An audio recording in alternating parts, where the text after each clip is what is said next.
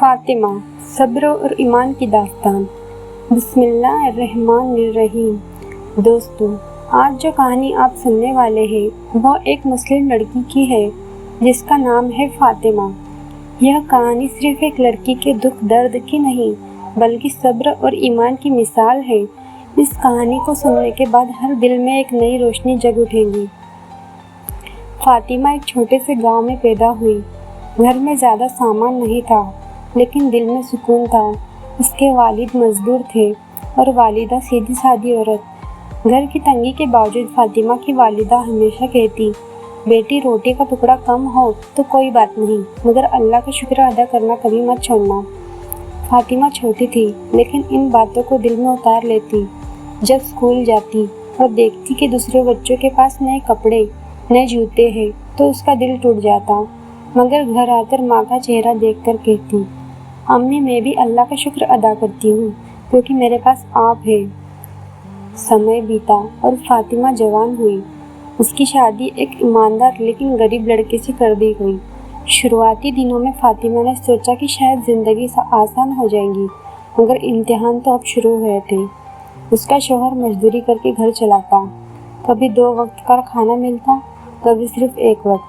گھر کی چھوٹی سی جھوپڑی، چھت سے پانی ٹپکتا اور ہوا اندر آتی۔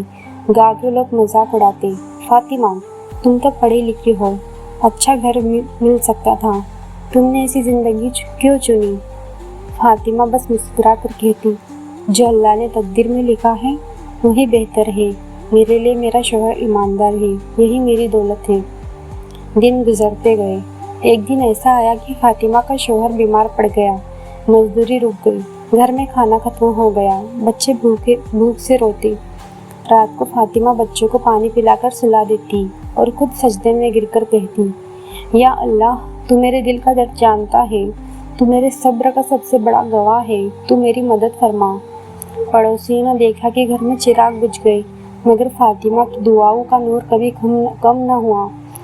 ایک رات پڑوس کی ایک بزرگ عورت نے فاطمہ کو دیکھا اور پوچھا، بیٹی تم اتنے دکھوں میں بھی مسکراتی ہو، کیا تمہیں غم نہیں ہوتا؟ فاطمہ نے آنسو پوچھ کر کہا، غم تو ہر انسان کو ہوتا ہے، مگر فرق صرف اتنا ہے کہ کچھ لوگ غم میں شکایت کرتے ہیں اور کچھ لوگ غم میں اللہ کا شکر۔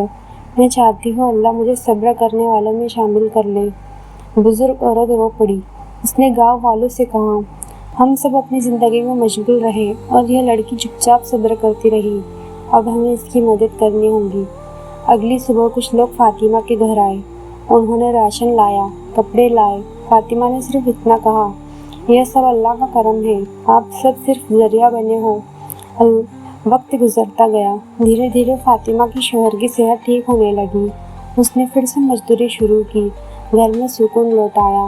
مگر سب سے بڑی بات یہ تھی کہ گاؤں کے لوگ جو پہلے فاطمہ کا مذاق اڑاتے تھے اب اسے عزت دینے لگے۔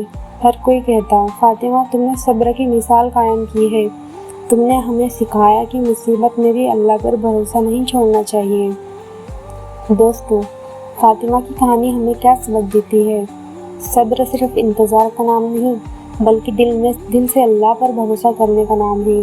مشکل وقت میں جو بندہ اللہ کا شکر ادا کرتا ہے اللہ اس کے لیے آسان راستے بنا دیتا ہے۔ زندگی کی اصلی دولت پیسہ یا مال نہیں بلکہ ایمان اور صبر ہے۔ قرآن میں اللہ تعالیٰ فرماتا ہے، ان للہ مع الصابرین، بے شک اللہ صبر کرنے والوں کے ساتھ ہے۔